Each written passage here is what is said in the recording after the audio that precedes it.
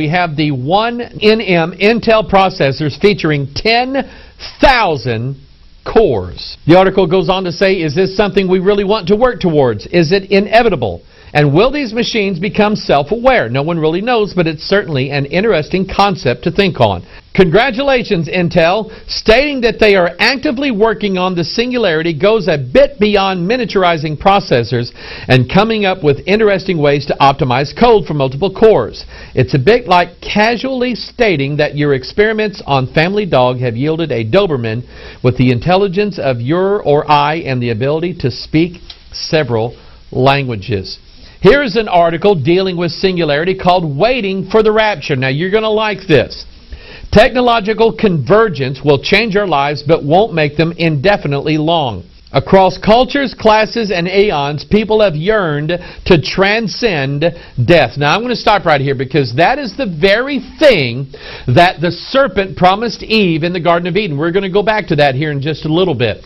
But you remember she said that she told Lucifer, she told the serpent, Eve did, that if she ate of the fruit of the tree of knowledge of good and evil, that God told her that she would die. And yet Lucifer said to her, ye shall not surely die.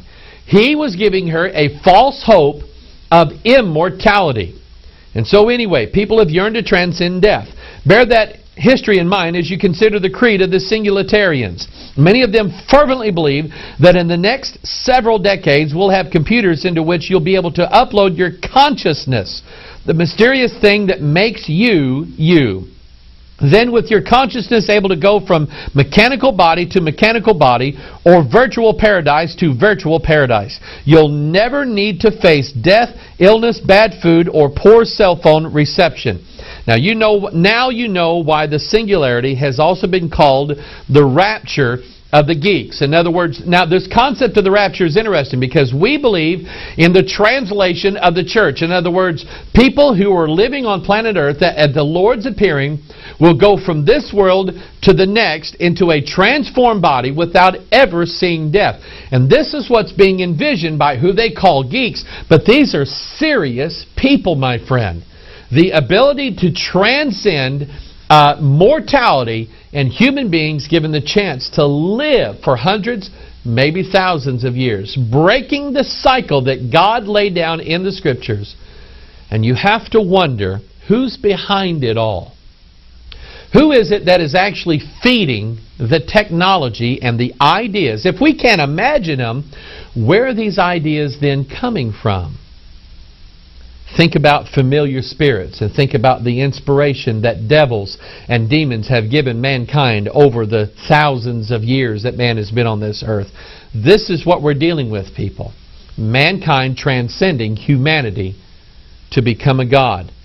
Here's an article called Signs of the Singularity.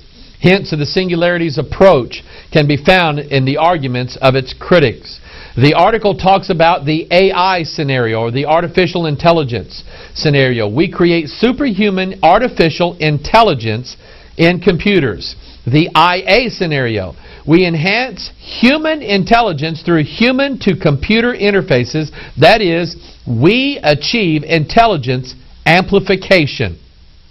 The biomedical scenario. We directly increase our intelligence by improving the neurological operation of our brains. Now, I want to stop right here, and I want you to think about something for a minute. I want you to think about what it is that you had for breakfast 3 days ago. It's kind of hard to think about that. It's kind of hard to remember. We know we did. We could kind of remember 3 days ago, but to remember what we had for breakfast, or what song we were listening to on the radio 4 days ago as we were going to work or we're going to the store or going to whatever. And yet, with the Singularity in place, with the ability to implant devices into the human brain that would record every single thought, action, sense that we have so that we could draw from them in a near perfect way and remember every single thing that we experienced in life. This is what we're talking about, the ability to become godlike in our perceptions.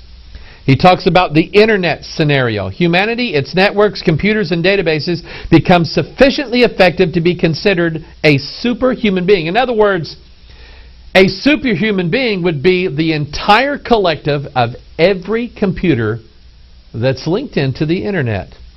And here it is. Here's an interesting, this is what really got me going. It's called the digital Gaia scenario. The network of embedded microprocessors becomes sufficiently effective to be considered a superhuman being. Look at this website called the Digital Gaia. This is about digital creations. I think this is a company that does graphics for people and so on. But it's called the Digital Gaia scenario, or the Digital Gaia effect. And what is Digital Gaia? Gaia, if you remember from our study on the goddess, Gaia is the spirit that connects all living things. She is the mother and protector of them all. So I want you to get this idea. In fact, if you saw the movie I, Robot, you saw the digital Gaia. When they went through the whole scenario in I, Robot of who was guilty of taking over all the robots and making them these evil drones that did the bidding of this super intelligence, when they found out who was behind all of this, it was a female artificial intelligence.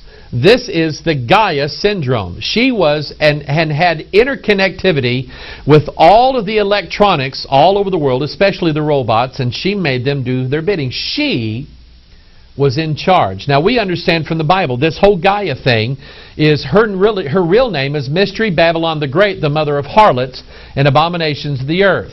She is the one responsible for bringing all of the world governments together as one. She is the one, because of her ability to interconnect everything. This whole concept of Gaia worship is that you believe that the Mother Earth gives life to everything, and that we are all brothers and sisters. You know, all the little plants and all the little animals and all the little humans. We're all children of this one mother who connects us and brings us all together. Isn't that nice? The Gaia concept is the concept behind bringing all of the churches and all of the world's religions together in one religion, worshiping the earth, goddess, Diana, Gaia, Mystery Babylon the Great, the mother of harlots and abominations of the earth. And I'm going to show you this connectedness by a new thing that's coming out for Xbox here in just a little bit. Freemasonry talks about the brotherhood of all mankind. In other words, they're longing for the day when men will truly be unified. They will be uniform. They will all be the same. I'm talking about the brotherhood of mankind. I want you to notice this out of Revelation chapter 17, which gives us a description of this Gaia syndrome, Mystery Babylon the Great. Notice what it says.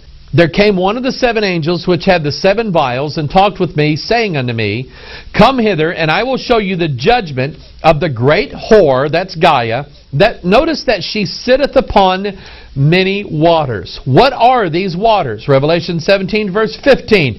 And he saith unto me, The waters which thou sawest where the whore sitteth are peoples, multitudes, nations, and tongues. In other words, it's showing here that she is the one that is uniting everyone together by her domination. When you sit on something, you dominate it.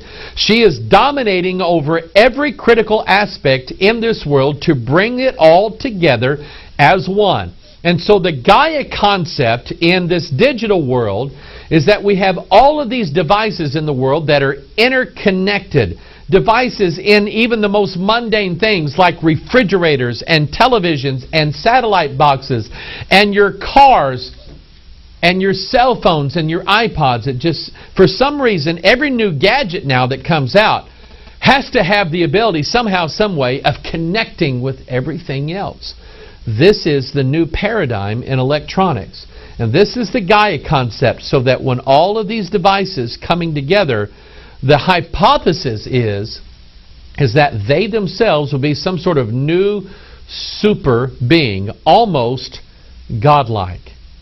This is a scary world that we live in. Because while these futurists imagine that this is going to be some kind of great way of making the world at peace and harmonizing with one another and everybody getting along,